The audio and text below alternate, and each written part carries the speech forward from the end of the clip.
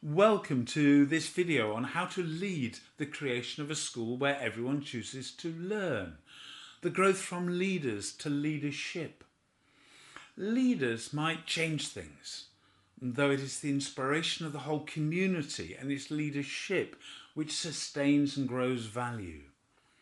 For this to happen, leaders must grow from being masters of tasks, rushing around with solutions, trying to find problems for them, generating stress and worry in their wake, and become a narrative leader, able to inspire others through the stories they tell of new beliefs and values, of a future worth living.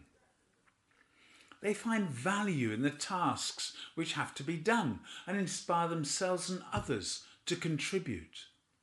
Antoine de Saint-Exupéry wrote, "The way to get people to build a ship is not to teach them carpentry, assign them tasks and give them schedules to meet, but to inspire them to long for the infinite immensity of the sea." Narrative leaders understand the influence of beliefs and values on inspiring and sustaining change beyond their decorative contribution to reception and a default position for school assemblies. Now, the whole community unites around beliefs and values seen through the lens of education and learning. Narrative leaders are leaders of trust, having the courage to let go of their ego and the myth of authority and control. Then they lead the creativity of the whole community to find its voice. Lao Tzu, a 3rd century Chinese general, wrote, "A leader is best when people barely know they exist, not so good when people obey and proclaim them, worse when they despise them.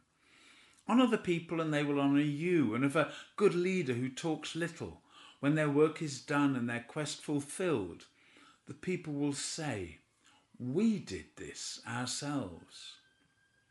To let go, leaders must not take themselves or others too seriously, for when they do, their own growth and spiritual journey comes to a halt and the quest falters. Leadership starts with self and is more an emotional state than it is an activity. Who a leader chooses to be is the key to the engagement of others and the future they create.